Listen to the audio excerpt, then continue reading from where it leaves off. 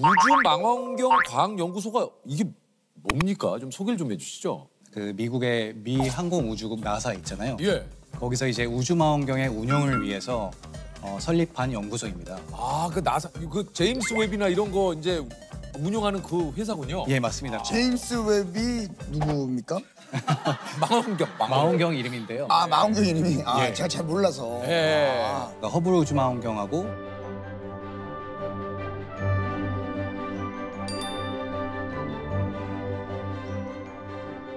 현재 이제 제임스 웹 우주망원경을 운영하고 있고요. 이야.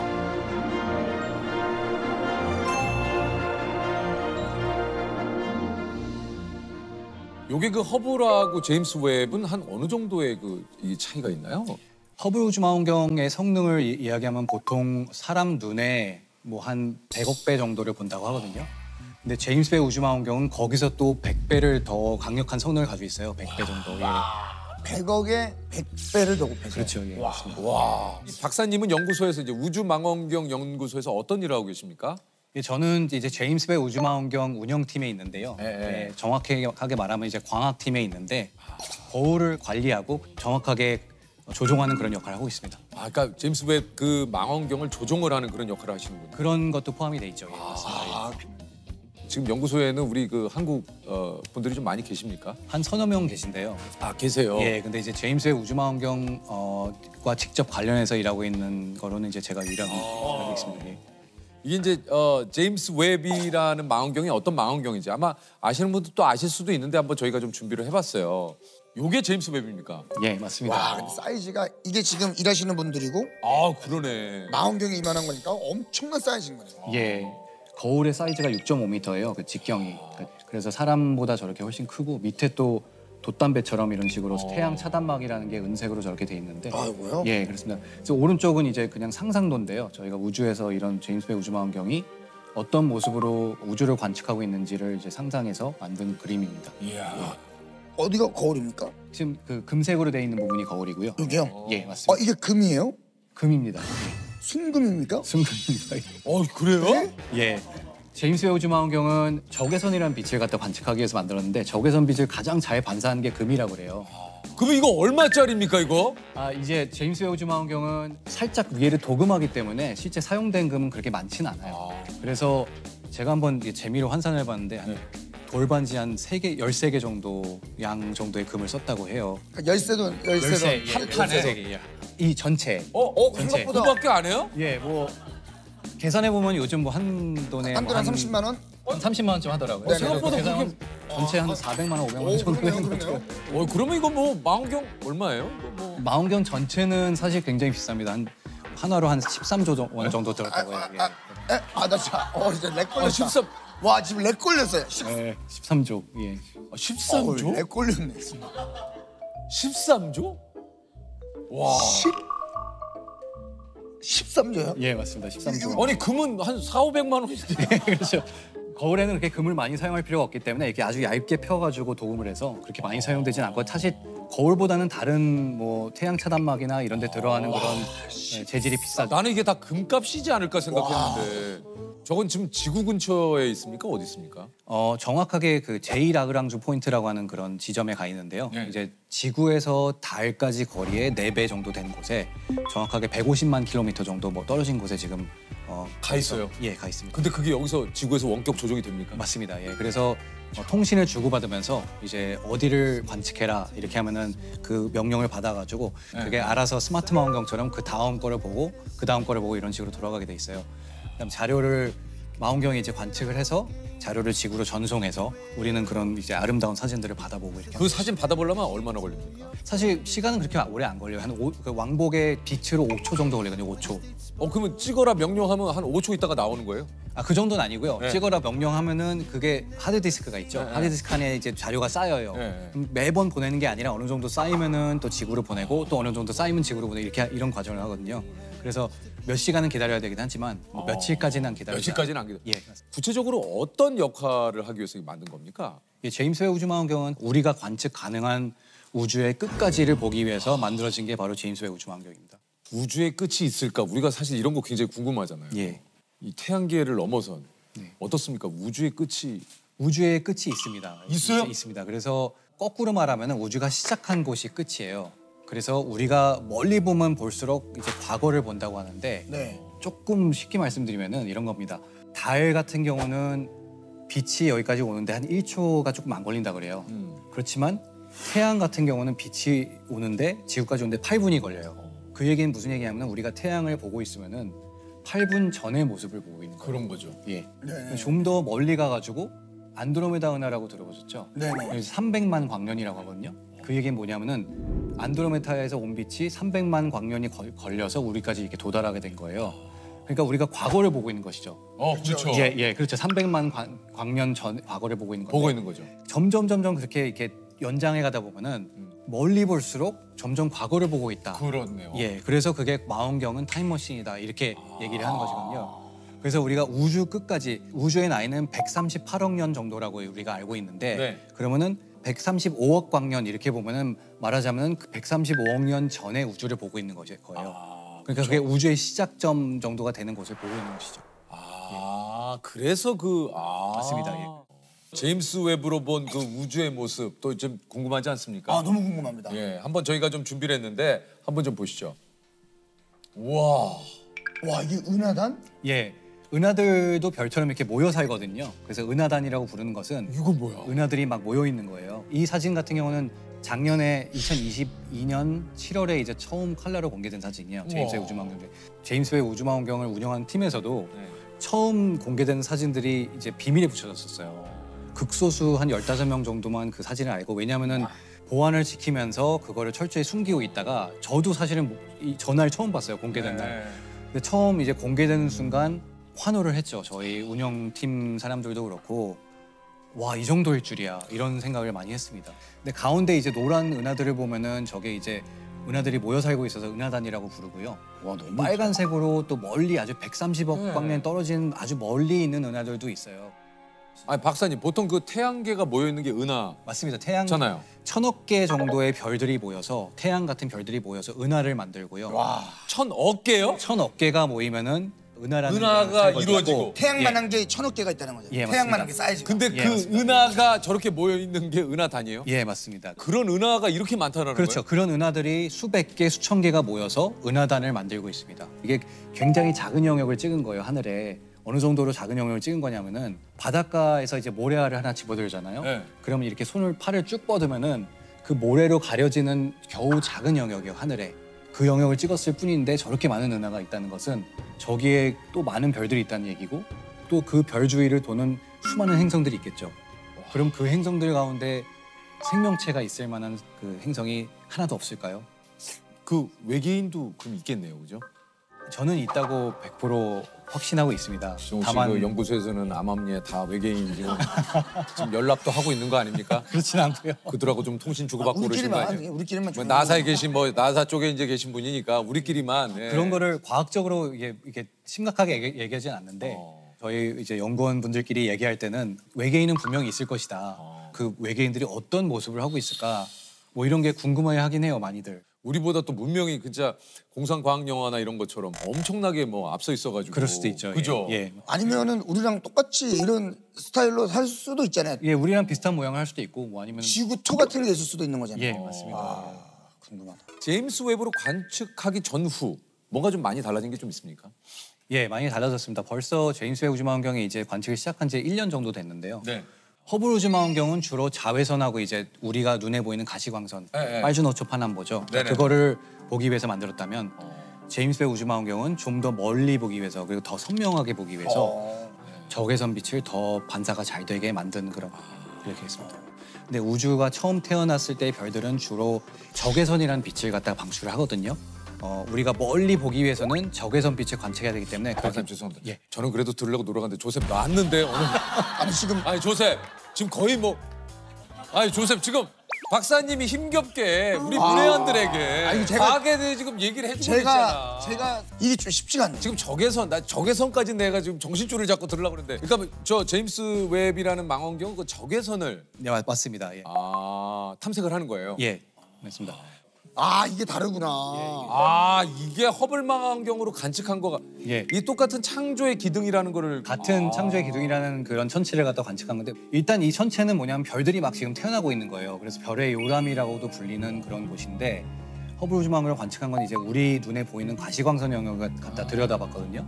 근데 오른쪽은 이제 아까 말씀드렸듯이 적외선. 제임스 웹 우주망원경은 적외선을 관측하는 것이기 때문에 적외선의 특징이 뭐냐면 그 우리가 이제 소방대원들 보시면은 이게 연기 속으로 사람들이 거기에 있는지 없는지 그 위험한지 아닌지를 판단하기 위해서 적외선 카메라로 들여다보세요. 맞아요. 그 적외선 카메라는 먼지나 그런 거를 갖다 뚫고 볼 수 있는 그런 능력을 지녔거든요. 그래서 여기서 잘 보시면 왼쪽에는 저 창조의 기둥 자체 뒤로 별들이 많이 가려져 있죠. 맞아요. 안 검은색 부분으로 돼 있고.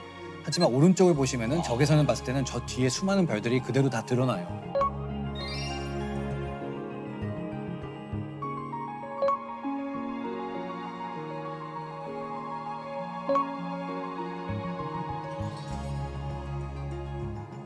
이건 또 뭐, 용골자리 성운? 예, 용골자리 성운이라고 해서 창조의 기둥처럼 여기도 마찬가지로 별이 막 탄생하고 있는 구역이에요. 그 전 세계에서 제일 배경화면으로 많이 쓰인 사진이래요 지금. 근데 아래쪽에서 이제 별들이 막 태어나면서 아래 노란색이 우주의 먼지거든요. 저희 우주 먼지를 먼지예요? 갖다가 먼지입니다. 아주 온도가 낮은 먼지라서 아래쪽에서 별들이 이제 저 먼지 속에서 태어나요. 근데 또 위쪽에서는 파란색 부분 보이시죠? 네. 저긴 이제 이미 태어난 별들이 강한 자외선 에너지를 갖다 발산하면서 밀어내고 있어요, 먼지를. 그래서 저렇게 아름다운 경계가 저렇게 중간에 보여지고. 야 박사님 제가 지금 또 박사님 얘기를 듣다 보니까 갑자기 그 생각이 납니다. 모든 별에는 수명이 있다. 예, 맞습니다. 지구도 수명이 있다. 예. 그래서 언젠간 이게 지구도 소멸한다라는 얘기 예, 같은데요. 그렇죠. 태양 자체도 이제 그 수명. 아 맞아요. 태양도 그래서 수명이 태양이 이제 50억 년 지나게 되면은 점점 이제 팽창을 해가지고 지구를 삼킬 거예요. 그러면 이제 지구도 끝나게 되는 것이죠. 하지만 50억 년 후니까 네. 우리가 사실 뭐 걱정할 일은 필요는 아니죠. 없다. 예. 우리 후손들 어떡하나 이거 50억 년 그래도 뒤에. 49억 49억 예, 그러니까 그 태어난 후손들은 지금 이거 빨리 어떻게 고민하셔야 됩니다. 지금 이거 다른 행성을 찾던가 이거 우리 엄청난 조상들이 지금 걱정하는 거예요. 네. 제가 봤을 때는 막 인공 태양을 나중에 만들 것 같기도 하고 이 과학이 발달하면서 가능한 얘기죠. 아니면은 다른 행성을 찾아야 돼. 다른 행성을 찾든지. 야 그러니까 또 그 생각이 드네. 야 이게 또 생각에 꼬리를 무는 게 지구와 똑같은 조건의 어떤 이런 것들을 찾았어. 근데 거기 이미 살고 있네. 갔는데 그래서 보통 그 우주 전쟁이 많이 벌어지잖아요. 그렇죠. 우리 지구에 물을 뺏어가고. 예, 물이 중요하니까. 예, 그렇죠. 아, 야 진짜 어떨지 궁금하네요. 50억 년 후의 일이긴 하지만 최근에 또 엄청난 발견을 했다 그래요. 예, 뭐 그 외부 행성을 갖다 관측하면서 외부 행성하면 우리가 뭐 몇십 광년 정도 있는 거리에 있는 별들 주변을 도는 행성을 실제로 대기의 성분을 갖다가 제대로 관측할 수 있다는 그런 성능을 확인했어요. 그런 대기의 성분을 갖다가 우리가 연구를 했더니 지구와 비슷한 환경의 대기를 가진 행성이 있다. 그러니까. 이러면은 우리가 그러면 저 행성에는 생명체가 살 수 있는 그런 가능성이 있겠다 이렇게 결론을 내릴 수가 있잖아요. 그러니까 이제 아직 1년밖에 되지 않았기 때문에 벌써 뭐 지구와 비슷한 행성을 찾지는 않았지만 앞으로 가능성이 있는 걸 갖다가 우리가 알게 된 것이죠. 그러니까 그런 행성을 우리가 찾아낼 수도 있다. 우주의 새 역사를 쓰고 있다라는 진짜 뭐 찬사를 받고 있습니다만 이걸 또 만들어내는 과정이 진짜 쉽지는 않았을 것 같아요.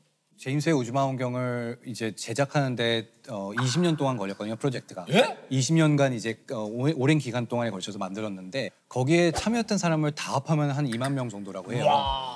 근데 지금 이제 제임스 웹 우주망원경 프로젝트에 직접적으로 참여하고 있는 사람은 한 1,200명 정도로 보고 있고요. 근데 그 과정 중에 뭐 여러 가지 에피소드가 있었는데 예를 들어서 2017년에 그러니까 원래 2018년에 발사되기로 되어 있던 게 2017년에 이제 이 망원경이 로켓의 진동을 잘 견딜까 하고 나사에서 그거를 막 흔드는 실험을 했어요.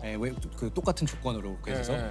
근데 또 흔들다 보니까 나사 2개가 이렇게 빠진 거예요. 거기. 태양 차단막에서 실제로 나사에서 했는데 나사가 2개가 빠졌어요. 공교롭게도. 그래서 사실 위기죠. 만약에 이거를 실험을 안 했으면은 큰일 날 뻔해요. 올라가서 이게 빠지면서 뭐 어떤 구조가 잘못됐을지도 모르니까 그래서 이게 왜 이렇게 됐을까 하고 그거를 갖다가 또 해결하는데 3, 4년의 기간이 걸리면서 또 뭐 발사 연기도 되고 이런 여러 가지 과정을 거치면서 사실 그러면서 그 망원경을 다 조립하고 나서도 미국의 캘리포니아에서 다 조립을 하고 그거를 이제 발사지인 남미까지 이렇게 배로 싣고 가야 되거든요. 네네. 근데 해적들이 이 망원경을 훔치겠다고. 네, 아까 말씀드렸다시피 이게 13조 원이나 되니까. 네, 그래서 해적들이 당시에 이거를 우리가 훔치겠다고 선언을 했어요. 어머나. 그래서 이제 미국에서 긴장을 해가지고 어떤 배에 이 망원경이 실려 있는지를 비밀로 하고 비슷한 배를 한 몇 대를 띄웠어요. 그러면서 양쪽에 이제 해군 호위함이 미국 해군 호위함이 이렇게 호위를 하면서 겨우겨우 도착을 한 그런 경험도 있습니다. 다행히 해적은 뭐 얼씬도 못했고요. 다행히 이렇게 해군들이 지키고 있기 때문에. 아니 근데 이게 참 말씀하신 대로 발사를 앞두고 나사 2개 때문에 그것을 보완하기 위해서 한 3년이 걸리고. 맞습니다. 예. 저는 사실 그래서 발사 날 너무 긴장을 많이 했어요. 발사 로켓이 올라가면서 만약에 이게 로켓이 어떻게 되지 않을까. 뭔가 잘못해서 이렇게 폭발하는 그런 상상도 많이 하고 굉장히 제가 손에 땀을 많이 쥐었던 기억이 납니다. 조각거울이 18개잖아요. 18개 조각거울로 나뉘어져 있는데 그거를 궁극적인 목표는 이게 마치 하나의 거울인 것처럼 이렇게 만드는 과정이에요. 근데 뭐가 힘드냐면은 이 거울 하나하나의 높이가 정확하게 맞아야 돼요. 뭐 10나노미터, 100나노미터 이 정도로 맞아야 돼요. 그게 어느 정도냐면은 우리 머리카락 있죠.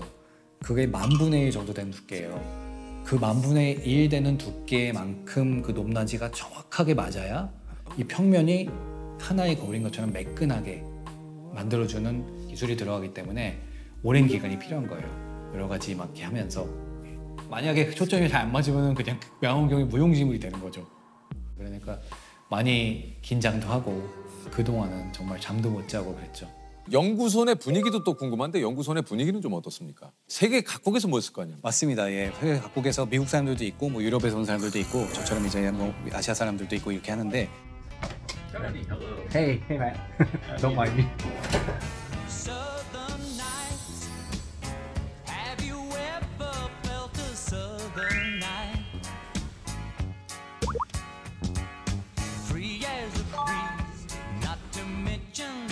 제임스 웨브 망원경 거울의 모습을 벽에다 이렇게 설치했고요. 여러 가지 거울 정렬과 관련된 그림과 사진들이 벽에 붙어 있고요. 거울 정렬할 당시에 각 단계에서 어떤 과정들이 벌어졌는지를 갖다가 포스터를 만든 다음에 각 과정이 끝나면 이런 식으로 매직으로 지워나가는 그런 식으로 진행했습니다. 이거 한번 좀 궁금합니다. 우리 또 이제 회사별로 이제 소속된 곳에 베네핏들이 좀 있어요. 그렇죠. 연구소, 우리 망원경 연구소 베네핏 뭐가 좀 있습니까? 저희 베네핏이 굉장히 좋은 편이에요. 뭐예요? 그래서 뭐 의료보험도 이제 미 국내 이제 최고 수준의 의료보험이 되고요. 예, 근데 뭐 은퇴연금도 뭐 넉넉히 뭐 이렇게 좀 쌓아주고 예, 그렇습니다. 그리고요. 뭐 할인, 뭐 제품 할인 뭐 이런 것도 됩니까? 제품이 제가 나사 제품이나 나사. 제가 이제 나사 신분증이 있어가지고 뭐 나사는 마음대로 들락거릴 수 있는 와, 이거 협력기관이기 때문에 나사 이제 그 신분증을 갖고 있습니다. 근데 그 나사 제품은 되게 좀 짜게 10%밖에 안 해주더라고요. 10%밖에 안 돼요? 예, 좀 한 20-30% 해주면 좋겠는데. 우리 비비 40% 돼요. 예, 우리는 안 돼요, 우리는. 여기 근데 실제 직원들은 돼요, PD님은. 부럽습니다. 예. 구내식당 없어요, 구내식당? 구내식당이 있는데 좀 맛이 없어요. 그래서 예, 안타깝게도. 메뉴는 주로 뭐가 나옵니까? 뭐 샌드위치, 뭐 스프 이런 건데요. 스테이크 같은 거 안 나와요? 스테이크는 안 나옵니다. 예, 그럼 샌드위치밖에 안 나와요? 예, 맞습니다. 그래서 이제 그 한국 지금 오신 지 4일 됐는데 여기서 갈비탕하고 평소 좋아하시는 예, 갈비탕 설렁탕을 번갈아 가면서 먹고 있습니다. 예. 갈설로. 예, 오늘 아침에도 갈비탕을 먹고. 오늘 아침.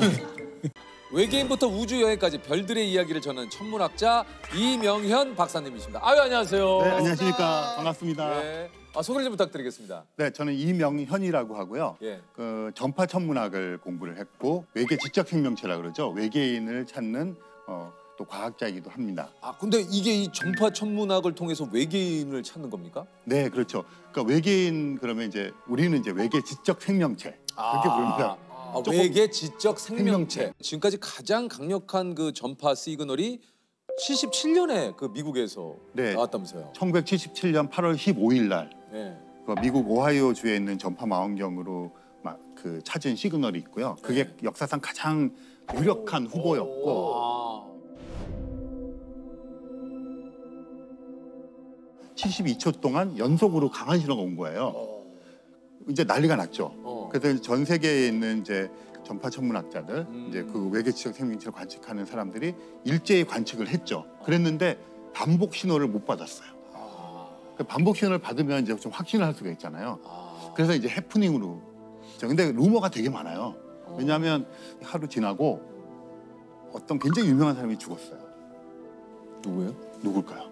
그 당시에 정말 뭐 77년 8월 15일 6일 날 죽은 거죠. 그러니까 77년에 누구지? 엘비스 프레슬리. 그래서 음모론자들이나 엘비스 프레슬리를 이제 뭐 추정하는 그런 사람들은 그렇죠. 음모론이 있잖아요.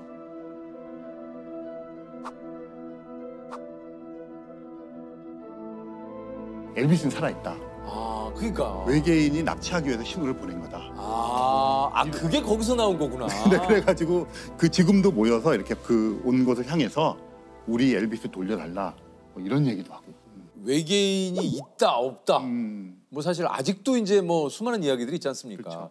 그 유명한 게 그 미국에서 그 발견된 네. 그 뭐 맞아요. 네, 맞아요. 예.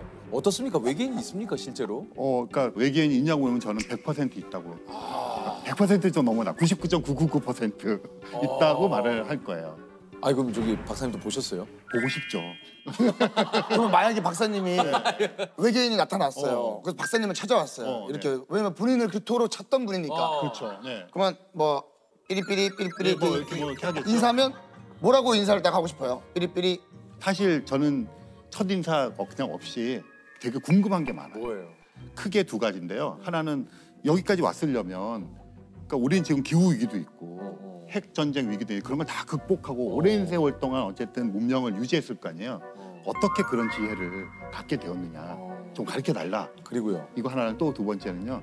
상대성 이론이랑 양자역학이 현대 과학의 그건데 이게 약간 거시세계 미세세계 통합이 안 되고 있거든요.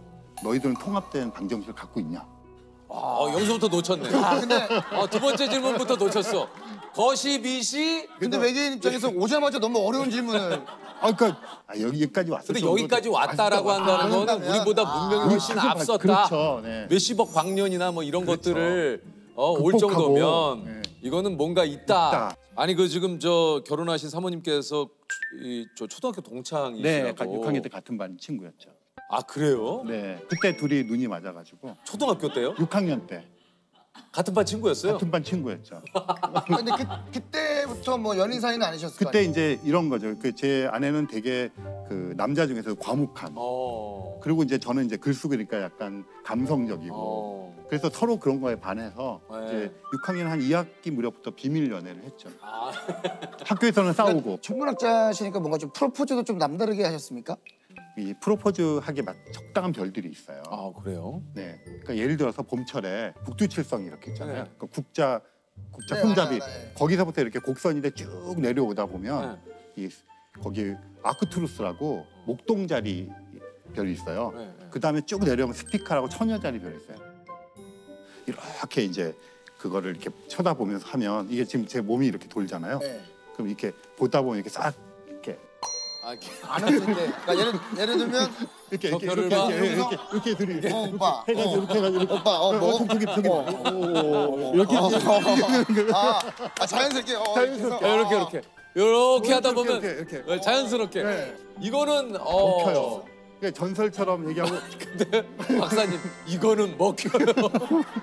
또 뭐 그렇죠. 하나만 더 하나만 없습니까? 두 하나만 개? 더 하나만 더 좀. 겨울철에 보면 요 그 오리온 자리 있잖아요. 네. 거기 보면 이제 삼태성 이렇게 있는데 그 오리온 자리 이렇게 네모의 맨 이쪽 끄트머리에 보면 베텔키우스라고 빨간 별이 있어요. 베텔키우스. 네, 그게 이제 나이가 많아서 터지기 직전이에요. 그러니까 지금 내일 당장 터질지도 모르고 뭐 만년 후에 터질지 모르는데 저 별이 터지는 날 너와 함께 있고 싶다. 꼬시는 거죠. 아니면 저 별이 터지는 날 네. 너와 함께 있고 싶다. 저 별이 터지기 직전이고 우리는 사귀기 직전이야. 예, 그렇죠. 뭐 약간 그런 식으로 하는 거죠. 네.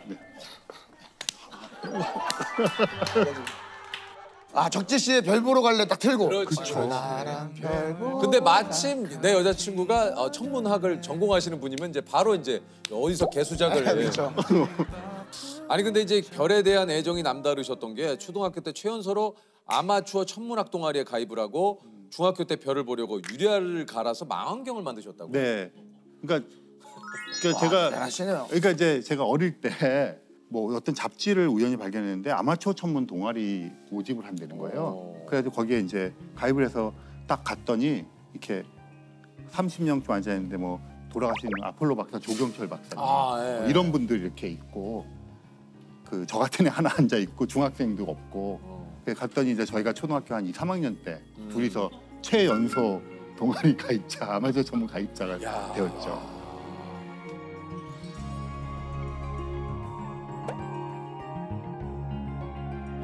그래서 되게 기원 많이 받았어요. 아니 근데 여기 저기 유리알을 갈아서 망원경을 만드셨다고요? 근데 이제 망원경이 그때는 진짜 집 한 채 값이었어요. 그 망원경을 갖고 싶고 보고 싶잖아요. 그러니까 그래서 문방구에 가가지고 이제 그 렌즈를 샀어요. 렌즈를 사가지고 이제 그걸 이렇게 초점 맞춰 하는 거 연습하고 이렇게 맞춰놓고 마분지 같은 거로 똘똘똘 말아서 경통 만들고. 그래서 제가 초등학교 한 3학년 그때 제 망원경을 처음 만들었고요. 그 직접? 네, 그리고 고등학교 때도 하나 만들었어요. 야. 이렇게 어릴 때부터 좋아해서 자연스럽게 이렇게 천문학자가 아폴로 11호가 달 착륙한 모습을 보시고 네, 맞아요. 결심을 하시게 됐다고요? 이게 1969년 7월 20일 날 아폴로 11호가 달에 착륙해서 닐 암스트롱이 이제 발자국을 찍었잖아요. 갑자기 이상한 거예요. 그러니까 맨날 쳐다보던 저 달이잖아요. 근데 거기에 지금 사람이 가 있다고? 우주 크기 막 얘기하다 보면 답답해지고 막 그 주체할 수가 없잖아요. 그런 감정이 어리니까 더 했겠죠. 그래가지고 그게 뭔지 모르지만 저런 걸 하자. 그래서 이제 천문학자가 되겠다고 그때. 이게 그 얼마 전에 그 미국 나사에서 아르테미스라는 그 이제 사실 달 착륙 이거 다시 시작이 됐잖아요. 그렇죠. 그 아폴로와 이제 신화에서 쌍둥이 아르테미스 이름을 이제 붙였죠. 그게 쌍둥이라 가지고 아르테미스구나. 네, 그리고 그때는 우주 비행사가 전원 남성이었어요. 이번엔 전원 여성으로 구성하겠다. 그러니까 약간 스토리를 만드는 거죠. 드디어 인간이 다시 한번 갖는 모습을 우리가 보는 얼마나 거죠. 선명한 화면으로. 맞아요. 지금 막 진짜 HD. 이거 참 너무 기대가 되지 않습니까? 기대되죠. 지금? 맞아요. 이제는 뭐 우주여행도 가는 시대가 됐으니까. 그러니까요.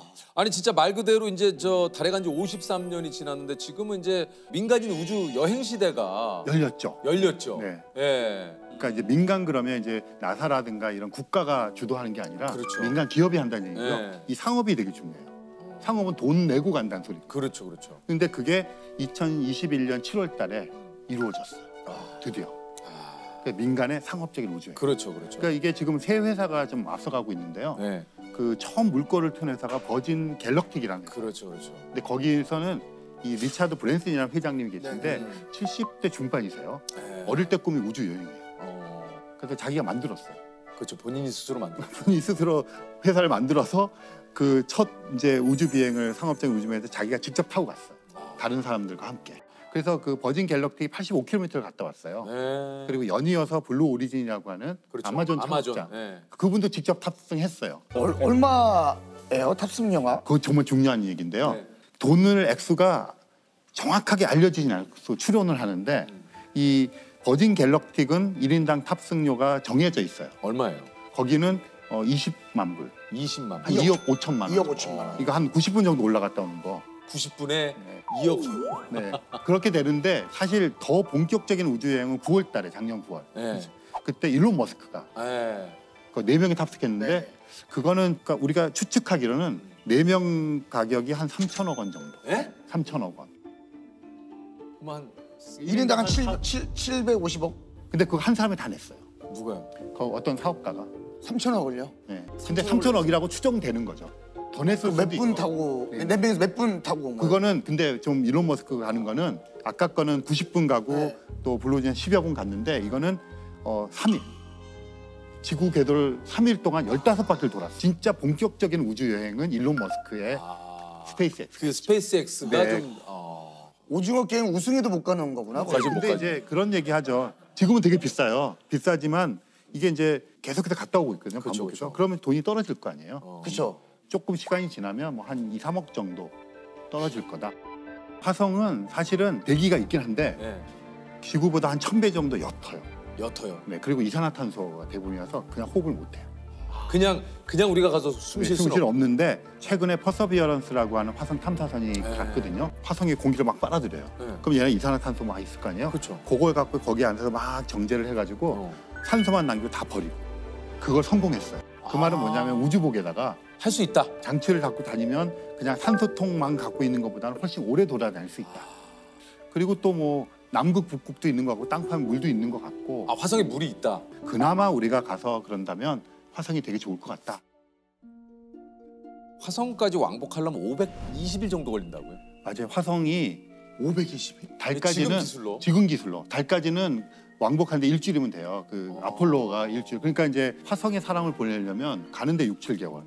너무 멀어지면 못 돌아오니까 한 달 정도 머물고 돌아오면 그게 500일 넘게 걸리는 거예요. 그러니까 사실 화성에 가는 건 달에 가는 거랑 차원이 틀리죠. 야, 그럼 이거는 그 사실 안에서 먹어야 되고 뭐 별의별 거 다 생활을 해야 되잖아요. 그리고 죽지 않고 살아 돌아와야 된다는 게 보장이 돼야 되잖아요. 나중에 우주 여행 정말 대중화되면 네네. 하고 싶은 일이 있어요. 뭐 화성, 목성, 토성 이런 데를 우리가 여행을 한다 그러면 약간 여행 가이드 같은 거를 하는데 여러분 지금 화성에 있는 제일 큰 협곡인 메리너 협곡을 통과하고 계십니다. 오늘 여행을 여러 군데를 다니셨는데 지금 이제 노을이 지고 있는데요.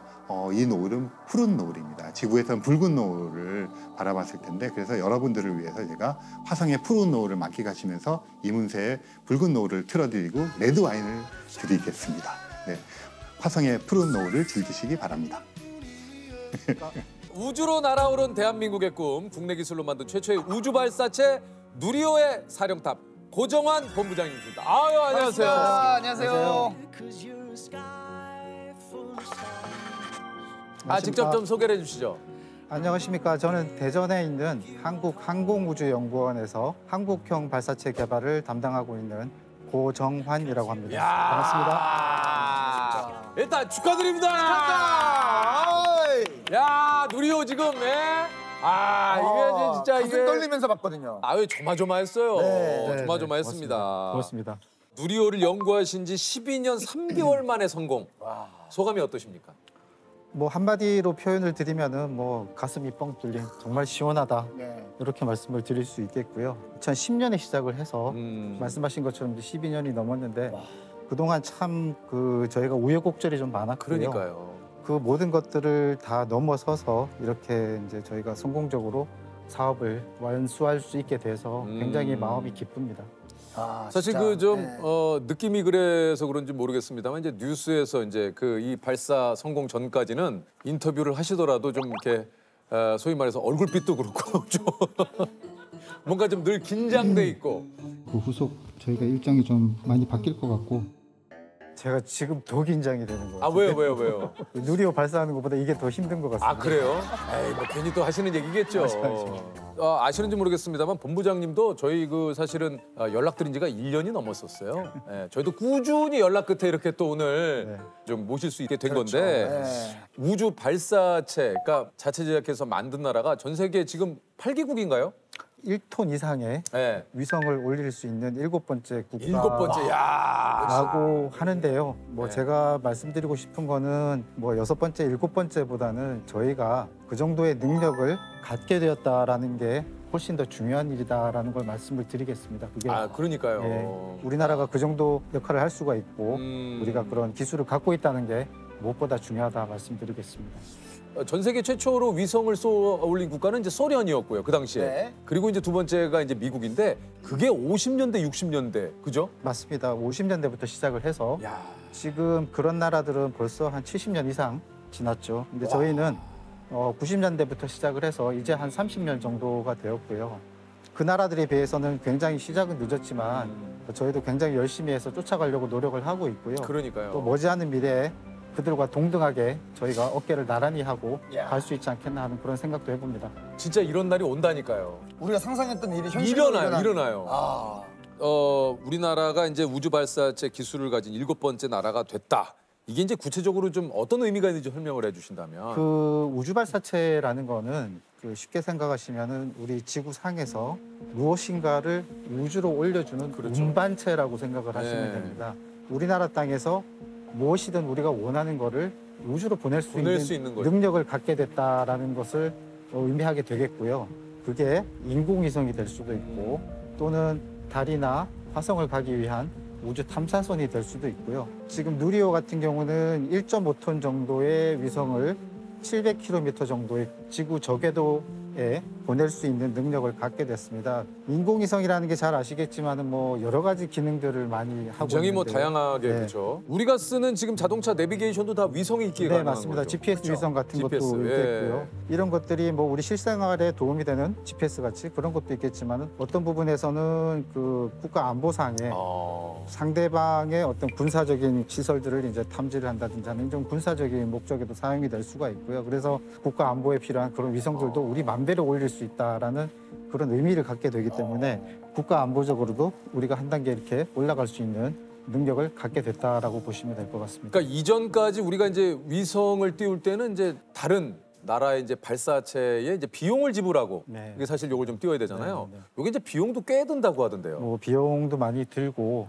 막대한 비용이 이제 그 다른 나라로 이렇게 흘러나가는 게 또 굉장히 큰 부분이라고 말씀을 드리겠고요. 네네네. 대한민국에서 이제 우리가 이런 걸 할 수 있다는 거는 뭐 막대한 비용이 여전히 들긴 합니다만 그 비용이 대한민국의 생산에 이제 이바지할 수 있다라는 큰 부분입니다. 실제로 이번에 우리나라 위성들을 여러 개를 발사를 했고 그 위성을 담당하시는 분들이 오셔가지고 하는 얘기가 뭐냐면은 KTX를 타고 가서 발사를 하고 할 수 있다는 게 너무나 의미 있는. 예. 진짜 그러네요. 네, 안 그러면은 이거를 위성 해외로 또 이제 가야 되니까. 비행기 태워서 보내고 뭐 감시받으면서 다녀야 되는데 우리나라 땅에서 하니까 우리 마음대로 들어가고 우리 마음대로 이렇게 돌아다니고 할 수 있는 그런 굉장히 순기능이 또 있다라고 이제 말씀을 드리겠습니다. 아, 진짜 얼마나 떨리셨을까요? 그 올라갈 때. 언제가 가장 떨리세요? 저도 그 발사를 지금 항우연에 들어와서 한 7번째 정도 해봤고요. 실제로 시뮬레이션 하면서 저희가 해본 거는 뭐 수백 번을 해봤지만은 실제로 발사하는 장면을 제가 본 적이 한 번도 없습니다. 저는 이제 아무래도 이제 발사 관제나 이런 쪽에 이제 업무를 하다 보니까 제가 보는 거는 점화가 되고 나면 바로 이제 제 앞에 있는 화면에 나타나는 각종 수치나 데이터들하고 데이터들. 이 로켓가 어디를 비행을 하게 되는지 상황이 안전한지 하는 거를 계속 지켜봐야 되기 때문에 실제로 한 번도 이제 비행하는 거 본 적이 없고요. 이번 2차 발사 같은 경우도 이제 발사가 끝나고 그 다음 날 뉴스를 찾아서 봤어요. 그랬더니 그래요? 네, 상당히 멋있게 잘 올라가더라고.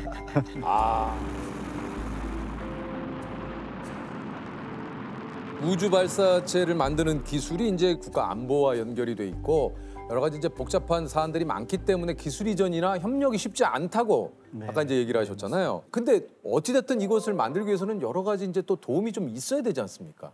저희가 그래서 그 뭐 아무것도 없이 뭐 모든 걸 다 하긴 사실 쉽지 않은 일이고 그러니까요. 조그마한 힌트라도 좀 주어지면 있으려면. 저희가 이제 뭐든지 할 수 있겠다는 생각을 가지고 늘 있었거든요. 그래서 뭐 박물관에 가면은 로켓 엔진이 이렇게 있죠. 전시되어 있으면 우리가 구석에 머리를 집어넣고 이제 뭐 어떻게 생겼나 한번 본다든지 하는 왜냐면 만들어 본 적이 없으니까.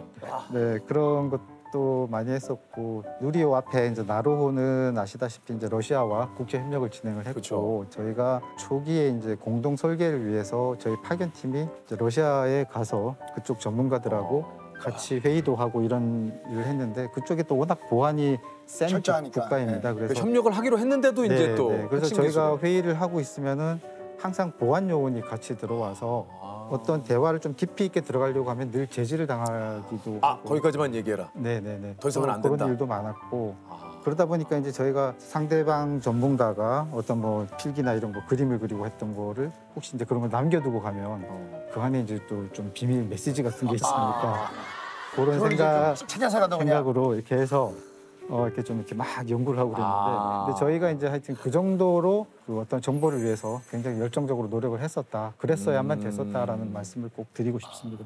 러시아 연구원들이 한국에 왔을 때는 회식 자리에서 또 힌트를 얻으셨다고요.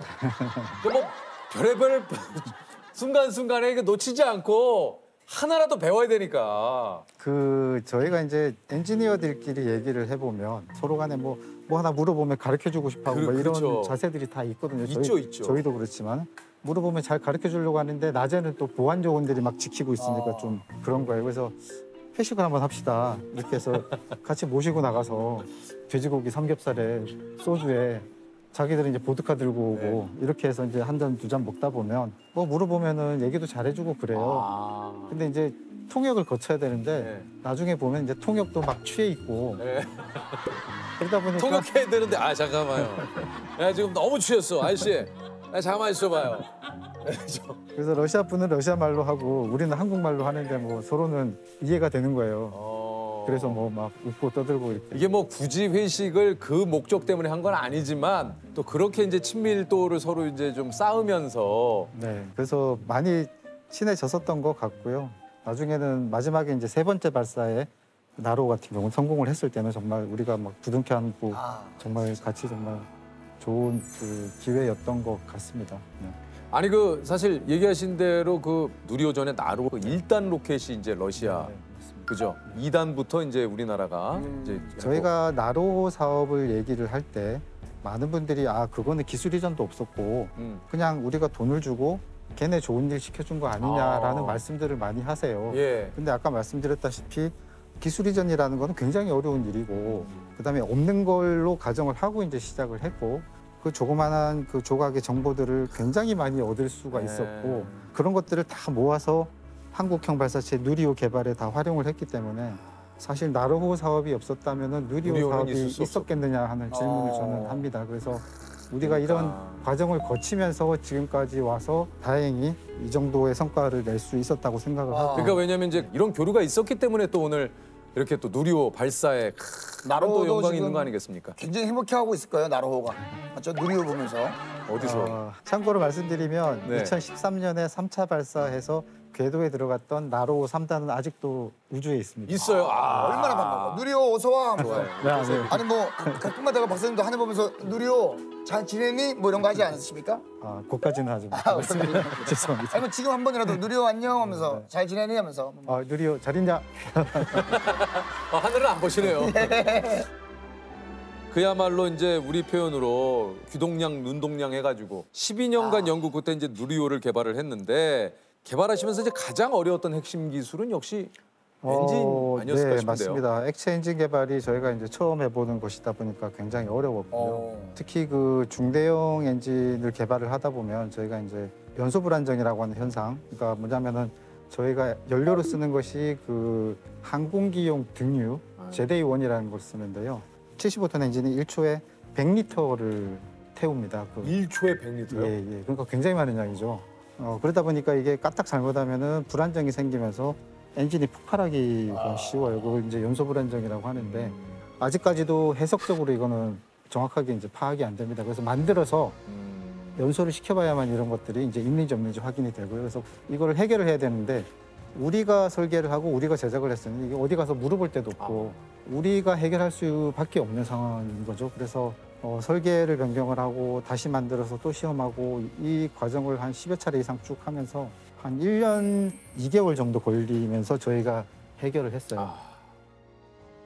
예, 저는 지금 항공우주연구원 발사체 추진기관 부를 맡고 있는 오승협입니다. 발사체 하드웨어를 만드는 것뿐만이 아니라 엔진 또는 탱크, 추진관 시스템 여러 가지들을 개발하는 과정에 필수적인 시험 설비들, 하다못해 지금 있는 이러한 연소 시험장도 아무 인프라가 없는 상태에서 초창기에는 그런 설비들이 없어서 어렵게 만든 우리 하드웨어를 외국이라든지 아니면 다른 연구소 가서 눈치 보면서 실험을 하고 하다가 잘못돼서 설비 물어주고 뭐 이런 경우도 많이 있었습니다. 옛날로 치면 어디 새빵 사는 그런 기분이라 그럴까요? 근데 너희들이 뭘 알아? 소위 대놓고 무시하거나 너희들은 이런 거 몰라도 돼.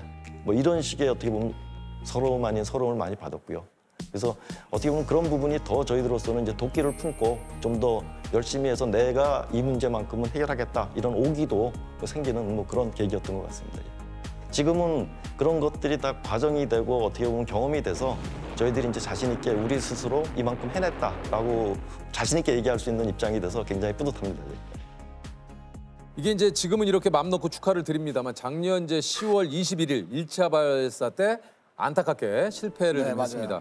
정말 너무 아쉬운 결과라고 이제 말씀을 드리고 싶고요. 반드시 극복해서 완벽한 결과를 보여드리고 싶습니다. 그렇게 노력하겠습니다. 감사합니다.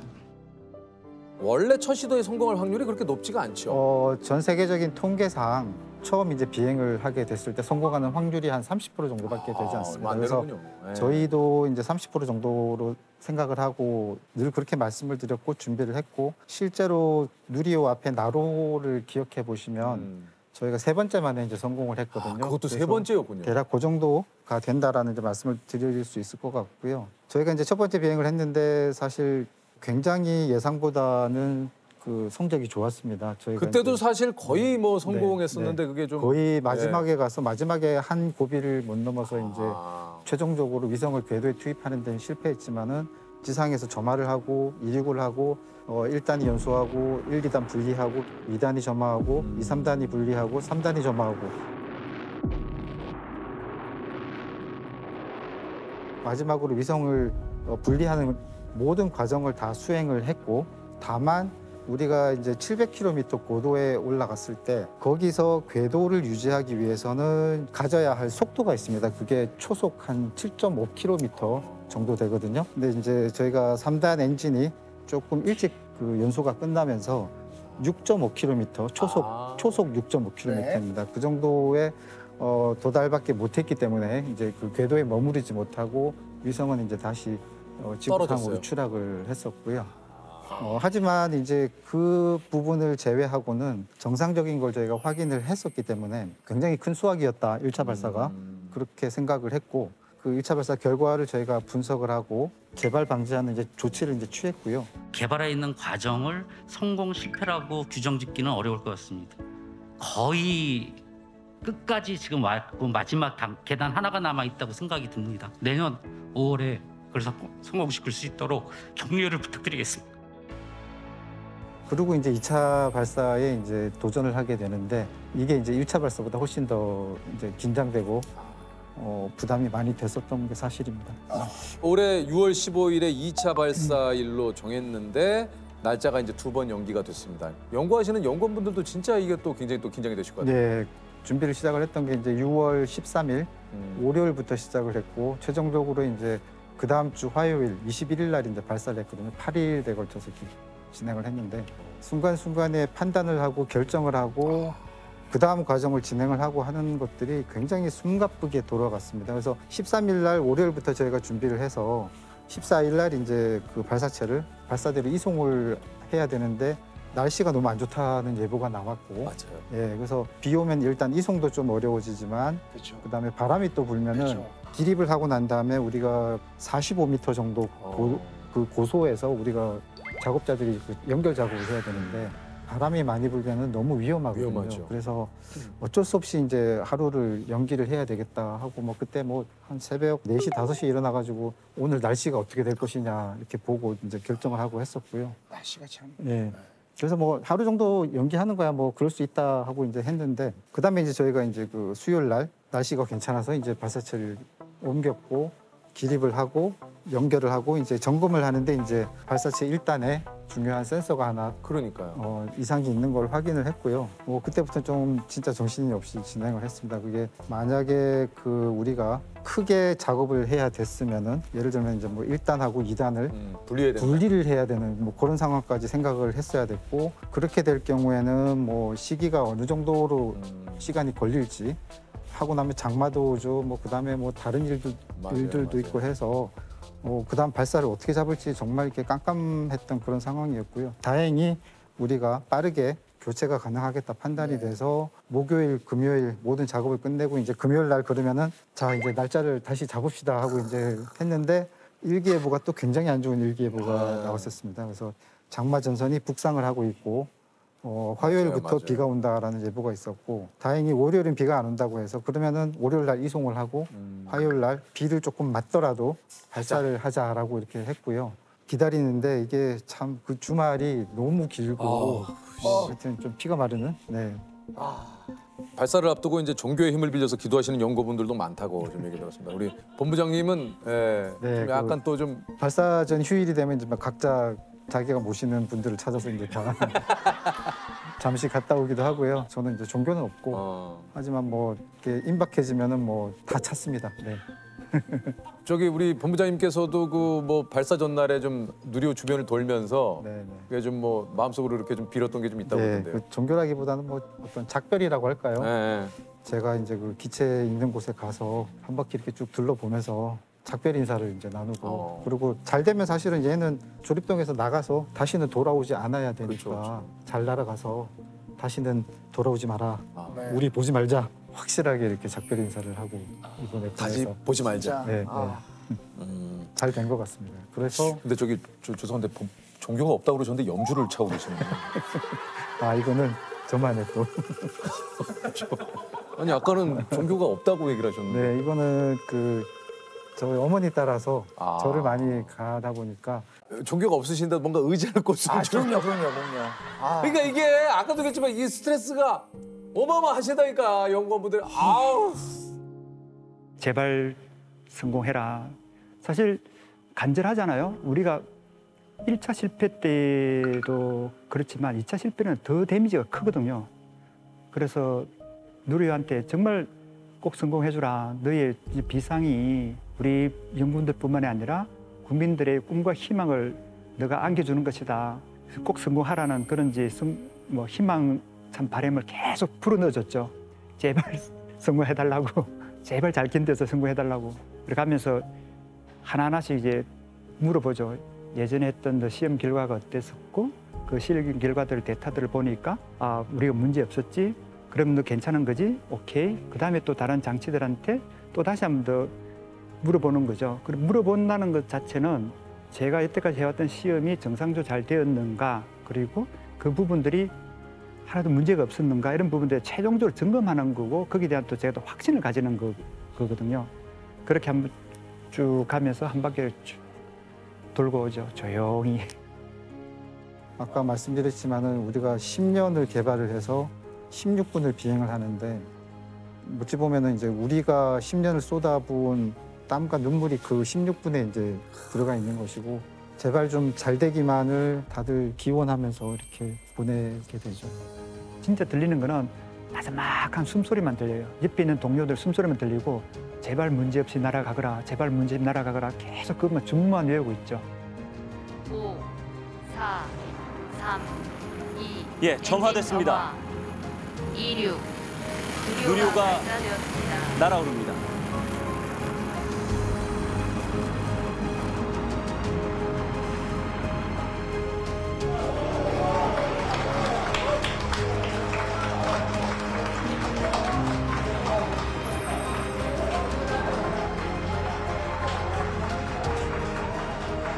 (2022년 6월 21일) 오늘 16시에 발사된 누리호는 목표 궤도에 투입되어 성능 검정 위성을 성공적으로 분리하고 궤도에 안착시켰습니다.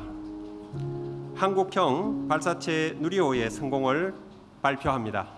발사 지휘센터 직원분들이 이제 서류도 던지시는 분들이 계시고 막 이렇게 뭐 환호를 하고 우시는 분도 계시고. 그렇죠. 위성이 제대로 궤도에 들어간 걸 확인하고 난 다음에는 이제 정말 다들 기뻐하고 소리 지르고, 뭐 어떤 분은 이제 그 종이 던지고 서류 던지고 소극적으로 던졌다고 또 이렇게 영화 속에서 좀 많이 그렇게 하잖아요. 네. 그러니까 영화 속에서 이렇게 했다가 뭐 하는데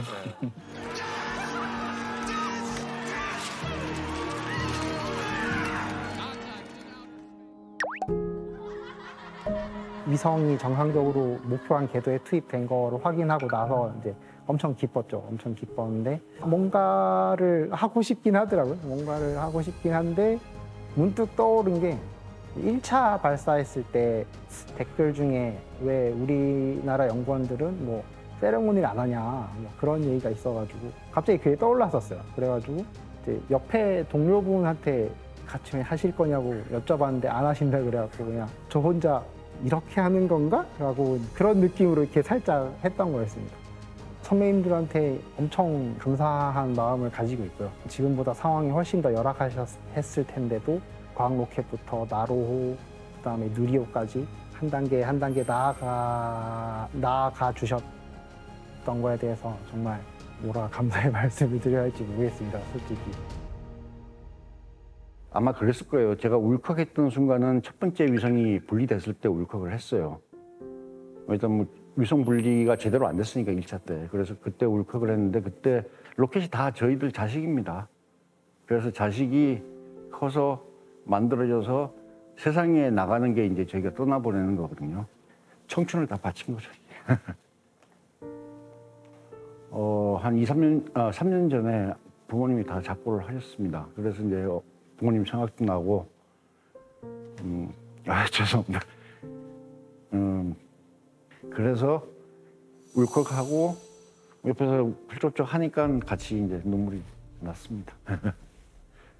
제가 발사하고 며칠 있으니까 천문연구원에서 그 망원경으로 그 궤도를 찍었더라고요. 가는 걸 잘 제가 다운로드 해가지고 잘 가지고 있습니다.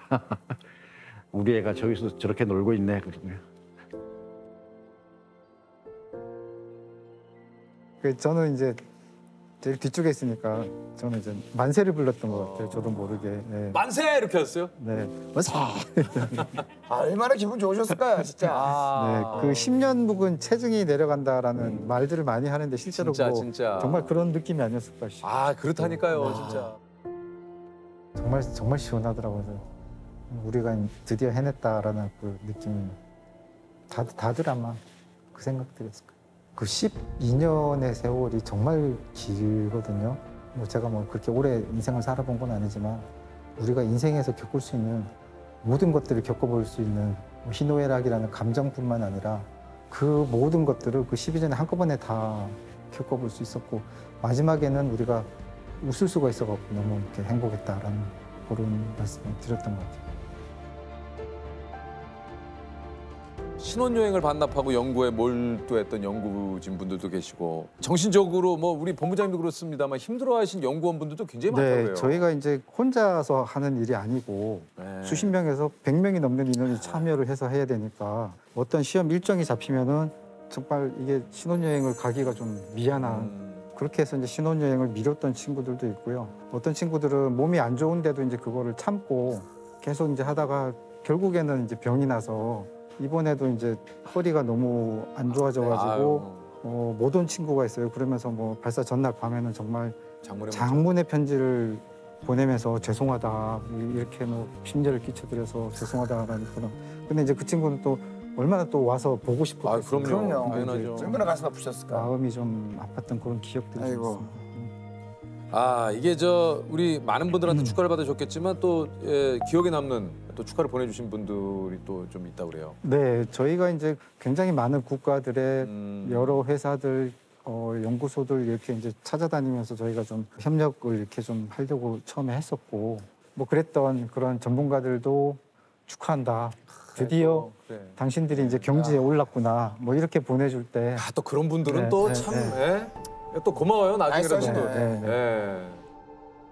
그 1차 발사 때 그 은퇴하고 미국에서 생활하고 계시던 저희 석사 박사 지도 교수님이 계셨는데 1차 때 이제 그러한 그 완벽한 성공을 못한 부분에 대해서 이거는 실패가 아니기 때문에 꼭 뭐 성공할 수 있을 거고 그래도 1차 발사 그렇게 했다라는 너희들이 자랑스럽다 이런 격려 편지를 보내주셨습니다. 근데 그 몇 달 뒤에 이제 건강이 안 좋아지셔서 지금은 고인이 되셨는데 돌아가셨습니다. 근데 이번 2차 발사 때 6월 21일 날 사모님이 저희들한테 격려 편지를 보내주셨어요. 굉장히 눈물나게 고맙고 그다음에 고생했다라는 말씀 뒤에 마지막에 집에 남아있는 가족들한테 더 큰 박수를 보낸다. 그러니까 어떻게 보면 저희들이 이렇게 열심히 하고 할 수 있었던 게 집에서 알게 모르게 이렇게 내조를 해주는 가족들이 제일 먼저 이제 얼굴에 떠올랐죠. 이제 우리가 누리호 성공 이후에 다음으로 좀 준비 중인 프로젝트가 또 좀 있습니까? 네, 우선은 누리호는 이제 2번 발사를 했지만 이걸로 끝이 아니고 이제 발사체라는 게 언제든 또 실패를 할 수 있기 때문에 신뢰성을 쌓아야 됩니다. 그래서 우선은 누리호 4번 발사하는 사업이 시작이 돼서 진행이 되고 있고요.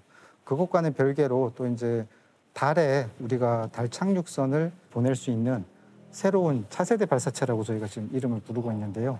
그 발사체를 개발하는 계획을 현재 예비 타당성 심사를 받고 있고 빠르면 내년부터 개발에 착수할 수 있을 것 같습니다. 이게 사실은 또 많은 분들의 노력과 더불어서 사실은 말 그대로 돈이 들어가는 문제이기 때문에 이번 이 발사에 우리 그 민간 기업에서도 굉장히 많이 함께 참여를 했었죠. 저희가 직접 계약하는 기업은 30개에서 한 40개 정도 되고 그 기업들이 또 2차 계약 뭐 이렇게 가면은 한 300여 개 기업이 참여하고 계시는 것 같고요. 기업 입장에서는 그 많이 만들어서 팔아서 이익을 많이 봐야 되는데 저희 같은 일은 굉장히 소량을 만듭니다. 숫자가 많지 않기 때문에. 그러니까 기업 입장에서는 별로 이렇게 내키지 않는 대신에 뭐가 잘못되면 이제 엄청나게 공격을 받을 수 있기 때문에 그래서 잘 안 하려고들 하시는데 그동안 30년 동안 저희랑 같이 해오신 기업들은 대부분 계속 참여를 해주셨고요. 고맙게. 저희가 이제 돈을 더 드릴 수도 없고 그나마 이제 보답을 해드린다고 한 게 우리가 발사하는 로켓에 각 기업들을 이름을 좀 크게 새겨주자. 네, 그렇게 해서 20몇 개 기업이 이쪽 이렇게 붙어 있고요. 다 보이더라고요. 네, 그 했더니 또 이제 무슨 순서로 또 이렇게 붙였냐. 뭐 우리는 이쪽에 있는데 카메라가 이쪽만 비치더라. 뭐. 아유, 그러니까 이게 저희들도 그렇습니다만 많은 분들의 의견을 저희가 다 생각을 하는데도 그걸 다 못 챙겨요. 그럼에도 불구하고 어쨌든 또 그런 또 제작에 협조를 해주시는 분들이 계셨기 때문에 이렇게 오늘날에 이렇게 큰 영광이 있는 거 아니에요? 우리의 누리호가 지금 하늘에 있는 거죠. 말씀하신 대로 12년 누리호 연구 개발에 세금으로 한 2조 원이 이게 뭐 투입이 됐다고 얘기를. 네, 1조 9,572억입니다. 지금 랩하시는 줄 알았어요. 1조 9,572억. 72. 야, 그러니까 이게 얼마나 평소에도 이거에 대해서 그러니까 이게 그만큼 부담이 이게 2조 원도 어마어마한 돈이긴 합니다만 사실 우리 다른 나라에 비하면은 이게 또 많은 편은 아니죠. 네, 뭐 많이 뉴스에서 보셨겠지만 지금 미국에서는 SLS라고 해서 달에 사람을 보내기 위한 로켓을 맞아요. 개발 막바지에 와 있고 이제 곧 아마 발사를 할 것 같은데요. 그 프로젝트 비용이 30조 정도 되고요. 30조요? 예, 그 발사체는 한 번 발사하는 비용이 2조가 넘는 걸로 알고 있습니다. 그럼 발사 한 번 하는데 2조요? 예. 야, 그러니까 이제 사실 이게 어떻게 보면은 우주에 대한 이런 이 각국의 어떤 생각들이 요즘 굉장히 좀 치열해진 것 같아요. 네. 이제 중국에서 달 후면을 이제 위성을 보내가지고 사진을 찍고 막 이러면서 우주 경쟁이 본격적으로 조금 전 세계적으로 조금 어저께도 보니까 이제 그 제임스 웹 망원경에서 찍은 영상도 이렇게 굉장히 멋있게 이렇게 보여주고요. 근데 이제 하나 말씀을 드리고 싶은 거는 막대한 비용이 우주 개발에는 들어갈 수밖에 없고요. 국민의 관심과 지지가 없으면은 진행을 할 수가 없습니다. 그래서 다행히 이번에 1차 발사, 2차 발사 보니까 굉장히 많이들 좋아해 주시고 관심 가져주시고 하는데 계속해서 이제 관심을 좀 많이 가져주셔야 이런 일들이 우리도 할 수 있는 것이고. 우리도 이번에 그 달 탐사 위성이 이제 8월 3일 날. 8월 3일 날 그죠? 미국에서 발사되는 거거든요. 아, 이게 그 다누리인가요, 그죠? 네. 야, 요것도 또 우리가 처음으로 달에 위성을 이제 보내는 거예요. 네. 이것도 8월 3일이면 얼마 안 남았네요. 아, 이것도 기대가 좀 많이 됩니다. 근데 저는 분명히 그렇게 생각합니다. 이게 이제 우리가 박세리 선수가 LPGA 투어에서 우승을 했던 그때 이제 그 박세리 퀴즈. 박찬호 선수가 이제 메이저리그에서 활동할 때 박찬호 퀴즈. 그렇듯이 이렇게 누리호 지금 발사를 본 진짜 이게 또 우주를 위한 꿈을 키우는 과학자분들이 정말 많이 나올 거예요. 실제로 저 이제 이번에 2차 발사할 때 제가 있었던 그 통제실에도 옛날에 나로호 때 고등학생으로서 구경을 왔었던 친구가 지금은 석사 과정까지 다 하고 항우연에 들어와서 같이 누리호 발사 운영을 하고 있습니다. 그래서 그런 걸 보면은 굉장히 고맙고 자랑스럽고 언젠가는 이제 저희도 이제 은퇴를 해야 되니까 저희 하는 일을 이어받아서 그런 친구들이 계속 있어야 우리나라에 또 그런 기술들이 계속 이어가고 발전될 거라고 생각을 하고요. 뭐 굉장히 중요한 일이라고 생각합니다. 저는 항공우주연구원에서 발사체 비행성능팀에서 근무하고 있는 오영재입니다. 나로호 퀴즈라는 별명을 많이들 불러주시더라고요. 제가 2009년 나로호 1차 발사 당시에 그 우주센터에 견학을 갔던 걸 한 번 인터뷰한 적이 있는데 그 이후로 다들 많이 관심을 가져주시고 별명을 그렇게 불러주시더라고요. 네, 이미 연락도 받았어요. 이번에 뭐 기사 보고 막 연락드리면 고등학생인데 앞으로 자기도 이제 항공우주연구원 연구원이 되고 싶은데 어떻게 하면 되냐라고 하면서 저한테 이렇게 막 뭐 문의도 해오고 그러더라고요. 그래서 이미 그런 친구들이 많이 있는 것 같습니다. 예전에는 훨씬 더 열악한 환경에서 이제 선배님들이 하셨을 거 아니에요. 근데 그렇게 멋지게 이렇게 기반을 닦아주신 덕분에 제가 들어와서 얼마 안 됐지만 바로 이렇게 성공을 맛볼 수 있었던 것처럼 저도 이제 나중에 20, 30년 후에 들어올 후배들이 더 멋진 환경에서 발사체 개발을 할 수 있도록 저도 더 노력해야겠다는 생각을 하고 지금 그런 열정을 가진 친구들을 어떤 그런 꿈과 희망을 많이 응원해주고 싶은 마음이 있습니다. 이런 또 미래의 우주 과학자를 꿈꾸는 많은 분들에게 좀 해주고 싶은 얘기 있으십니까? 많은 우리 이제 자라나는 세대들이 과학이나 이런 데 기술에 관심을 좀 많이 가지고 좀 덤벼주셨으면 좋겠고 이번에도 보니까 그 누리호 발사 이렇게 가족들 같이 와가지고 이렇게 비행하는 거 보고 하시는 분들 계시더라고요. 부모님들 또 어린이들을 많이 데리고 가시는 분들 고맙고 많더라고요. 그런 친구들이 굉장히 또 좋은 느낌을 갖고 저희를 또 응원을 해주시고 하면 저희도 또 굉장히 힘이 나는 것 같고 그렇습니다. 그래서 관심을 좀 많이 가져주셨으면 좋겠다. 더 이제 좋은 거, 큰 거, 뭐 먼데 뭐 이런 데를 가고 하는 일들을 해야 되는데 그거를 누군가 이어받아서 가야지 뭐 저희가 천년만년 할 수도 없는 것이고 그러기 위해서는 후배들도 중요하고 그다음에 미래 세대들이 관심을 갖고 이제 많이 이런 분야로 와주는 게 필요합니다. 우리나라 사람이 너무 없어요. 이렇게 보면은 저희도 지금 한 250명도 안 되는 인력 가지고 지금 하고 있지만은 뭐 다른 나라 보면은 뭐 몇천 명, 몇만 명 정말 이렇게 일을 하고 있는데 그런 부분도 좀 많이 개선이 돼서 우리 후배들 많이 이제 붙어가지고 좀 좋은 편한 환경에서 좀 큰 일들 많이 해주셨으면 하는 바람들이 아마 다들 있을 거예요. 예. 그 16분의 시간, 그 16분을 위해서 정말 이 10여 년 넘게 발사체를 위해서 연구를 하신 또 도움을 주신 많은 분들께 박수를 한번 드립니다. 고생 많으셨습니다. 고생 많으셨어요. 우리 모두의 자식 같은 그런 느낌입니다. 제 인생의 마지막 작품 아닌가 그렇게 생각이 됩니다. 누리호는 저희 혼이라고 생각을 합니다. 항상 제 마음속에 있는 제 자식입니다. 아주 큰 복덩이랄까 행운이랄까. 앞으로 제가 업무를 해나가는데 큰 힘이 되어줄 어떤 원동력이라고 말씀드리고 싶습니다.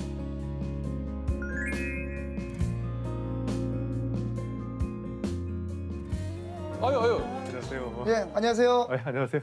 소개드리겠습니다. 한국인 최초 나사 오늘의 천체 사진 선정이 된 대한민국 유일의 전업 천체 사진가 권호철 작가님이십니다. 안녕하세요.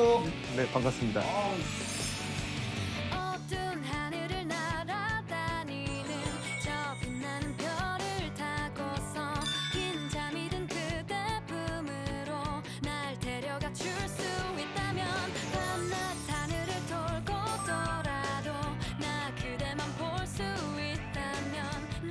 이 천체 사진가라는 게 이게 또 따로 있습니까? 네, 별 전문입니다. 별. 예. 밤하늘에 별을 찍는 천체 사진가고요. 제 직업을 스스로 정의를 했는데 내가 느낀 밤하늘의 경이로움을 사진으로 다른 이들에게 전달하는 행복한 직업.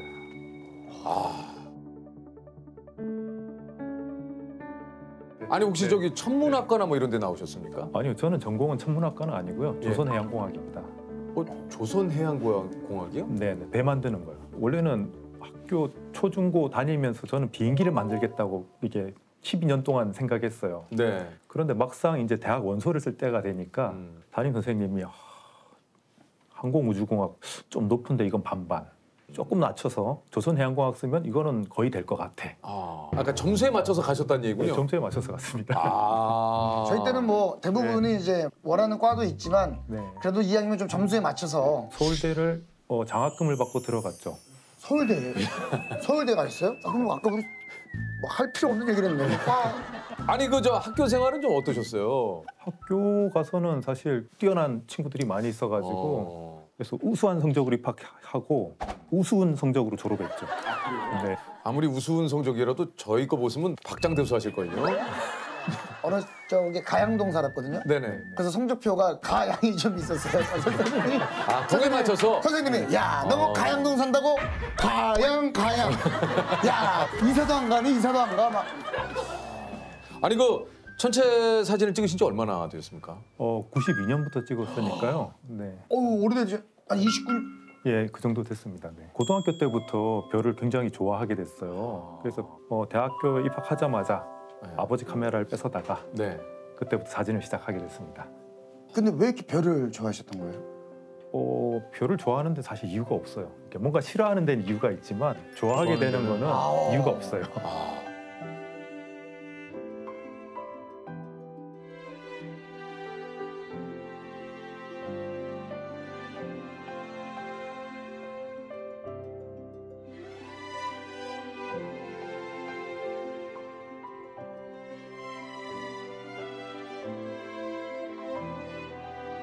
아니 그저 어쨌든 이래서 첫 번째 직업은 뭘 선택을 하신 거예요? 첫 번째 직업은 거제도에 있는 대우 조선소가 있어요. 거기서 잠수함 설계를 했습니다. 잠수함 설계요? 네, 잠수함 설계. 지금 그 설계한 잠수함이 지금 우리나라에 지키고 있는 바다를 지키고 있죠. 네. 이야. 여기서 얼마나 근무하셨습니까? 거기서 4년 정도 있었습니다.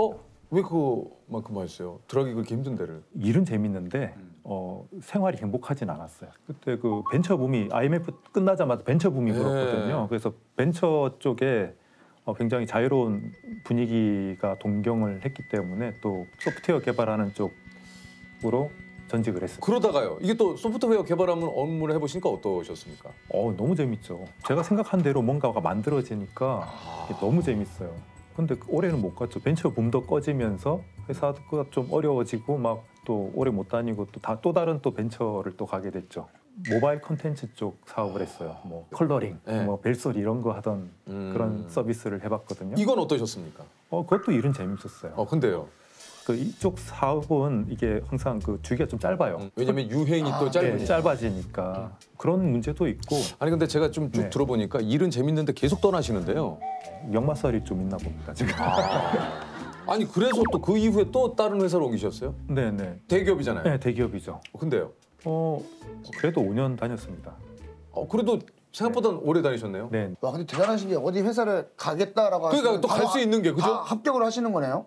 저는 제가 원하는 데를 이렇게 목표를 딱 하면 또 뭔가를 보여주려고 준비를 하니까 제가 잠수함 설계하다가 소프트웨어 개발로 이렇게 옮길 때도 그 소프트웨어 개발 회사에 제 이력서를 웹사이트로 만들어서 보냈어요. 그러니까 바로 와 그러더라고요. 이 짧은 한 10년 남짓한 시간에 어마어마하게 직업을 많이 바꾸셨어요. 혹시라도 이직을 할까 내지는 퇴사를 할까 하시는 분들이 저 어떻게 할까요? 라고 이렇게 물으신다면 뭐라고 대답을 하고 싶으세요? 저는 저한테 그런 질문하면 항상 하는 얘기가 뭐냐면 급차선 변경은 위험하다라고 얘기합니다. 작가님께서는 급차선 변경을 한 적은 한 번도 없다라는 얘기세요? 한 번도 없습니다.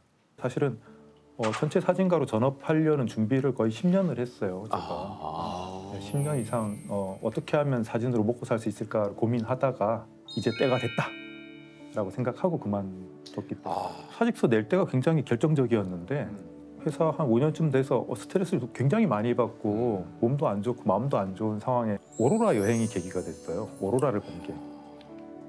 근데 오로라 보러 가려면 일주일 정도는 휴가를 내야 되잖아요. 그렇죠. 긴 시간이 좀 필요하다고 그러더라고요. 근데 연말에 12월에 다들 뭐 성과급 결정하고 진급 결정하고 이때 일주일을 휴가를 내야 돼요.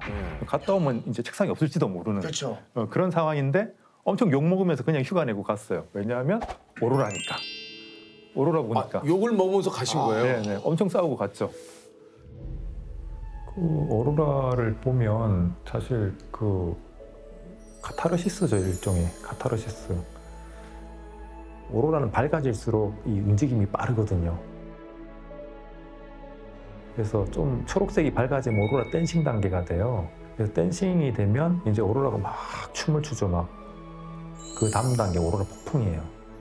폭풍 상태가 되면 밝기가 한 100배 정도 차이가 나요. 갑자기 핑크색으로 막 불 타듯이 이렇게 막 펼쳐지는데 그거 보면 거의 울어요. 거의 울고 사람이 못 움직입니다. 인간이 자연에서 느낄 수 있는 최대의 경이로움이에요. 그때 무슨 느낌이었어요? 물어본다는 건 무의미해요. 죽기 전에 꼭 한 번은 봐야 되는 그런.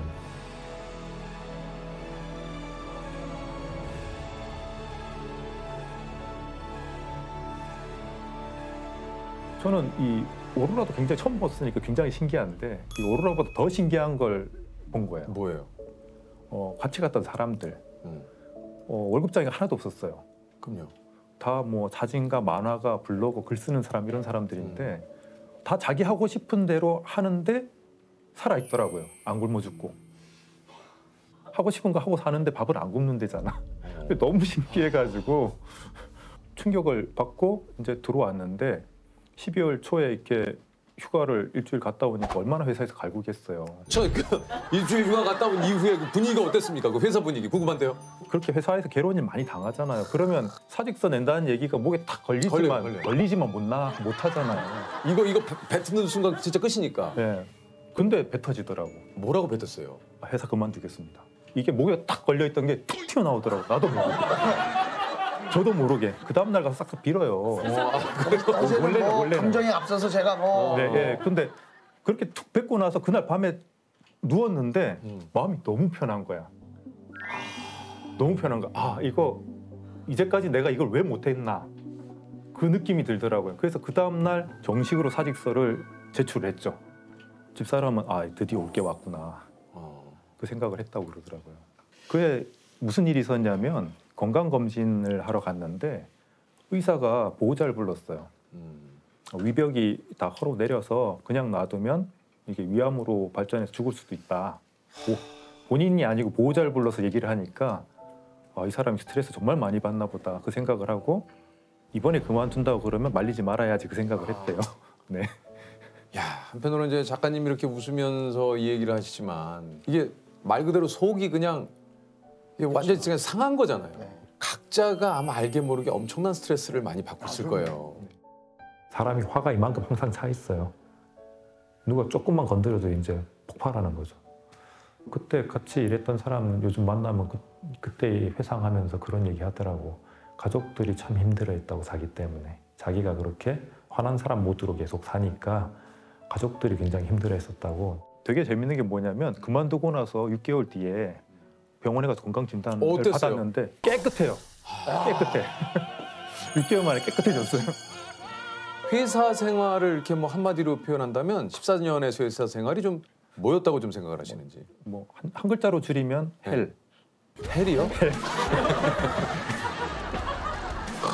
우리가 알고 있는 그 헬 맞습니까? 예, 맞습니다. HLL. 그저 궁금한 게 작가님, 그 회사 생활하실 때 무슨 요일이 제일 싫으셨어요? 뭐가 좀 제일 싫으세요? 다 싫어, 다 싫어. 그래도 다 싫어요. 다 싫어.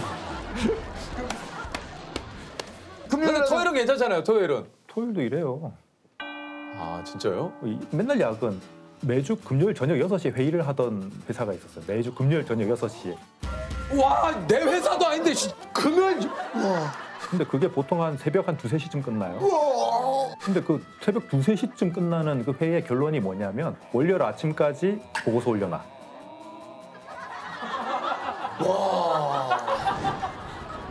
와, 진짜 짜증 지대로다. 그 부소장은 뭐 하시는 분인데 그분은 승승장구 하셨습니까? 예, 승승장구 하셨습니다.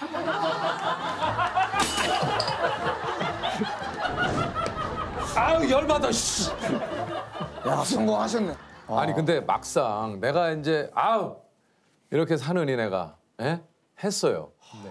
근데 그것도 좋긴 좋지만 말씀하신 대로 내가 이제 앞으로 어떻게 먹고 사나.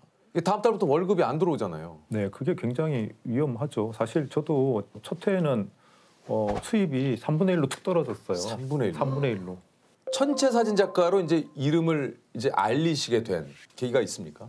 나사에서 운영하는 오늘의 천체 사진이라는 사이트가 있어요. 네네. 네, 거기에 이제 한국인으로서 최초로 그 등록이 선정이 됐고요. 와, 이 작가님 이거 작가님이 찍으신 거예요? 아, 예, 제가 찍은 사진들이네요. 네. 와.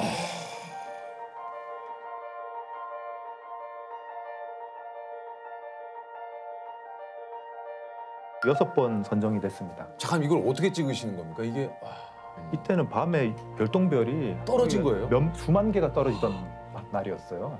그 불규칙적으로 이런 선들이 보이는데 이게 다 별똥별입니다. 이건 달인데 달 옆에 뭐가 하나 조금씩 찍혀 있어요. 그게 금성인데 달이 금성을 가리는 현상입니다. 개기월식 사진입니다. 지구 그림자에 이제 달이 들어가면서 이제 붉게 변하는 현상이죠. 아니 또 이 작가님께서 기억에 남는 사진이 또 좀 있다 그래요. 이 해 가운데 뭐가 있죠, 이게? 네네네. 이게 뭐가 있네요. 네, 이게 뭐가 있죠? 가운데 뭐가 있죠? 우리나라에 있는 섬. 힌트, 동쪽 끝. 독도. 예, 맞습니다. 독도. 독도입니다, 독도. 울릉도에서 독도를 보고 찍었는데 일출이랑 겹쳐서 찍은 거죠. 3년 정도 해서 찍었습니다. 3년 시도했죠. 3년. 아니 이거를 3년. 이게 울릉도 독도 태양이 딱 일직선이 돼야 되잖아. 일직선. 네네네. 정확하게 일직선. 네. 태양의 시직경이 0.5도거든요. 시직경이요? 예, 이렇게 보이는 크기가 하여튼 뭐 이 정도 요만한 크기로 보이겠죠. 태양이. 그럼 울릉도에서 독도를 보면 독도는 어느 정도 크기로 보일까 이거를 계산을 해봤어요. 삼각함수로 이 계산하면 됩니다. 삼각함수 또 나왔다. 그거 곽 작가님이 그때 얘기했죠. 삼각함수. 예. 여기와 저기까지 거리만 알고 있을 때 빌딩이 높이가 몇 미터일까? 삼각함수 이런 거를 좀 공부를 해보면 궁금할 수 있잖아. 궁금할 수 있잖아. 궁금할 수 있어. 예, 계산하면 되면 중학교 교과서에 나와요 이제.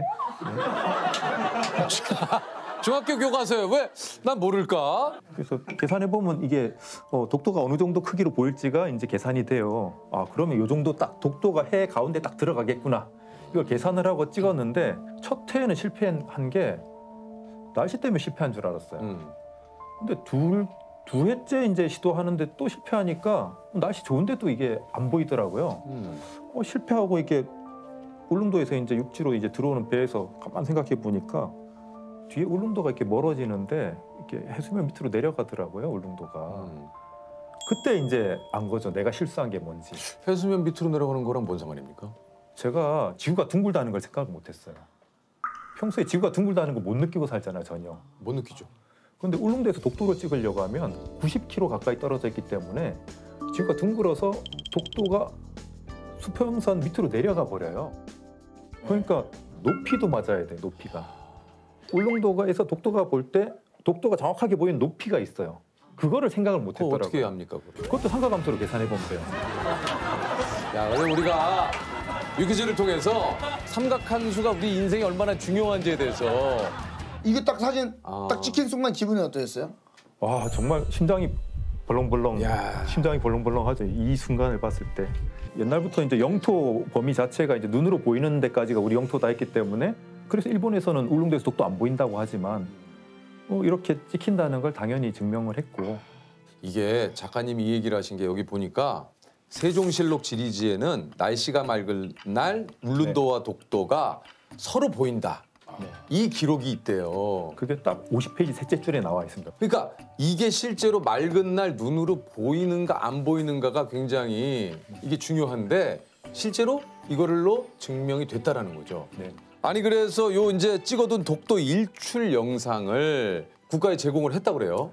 예, 국가에 제공을 해서 제가 바라는 거는 애국가 첫 장면으로 동해물과 할 때 그 딱 그 동해에서 떠오르는 독도와 함께 떠오르는 그 장면으로 썼으면 좋겠다.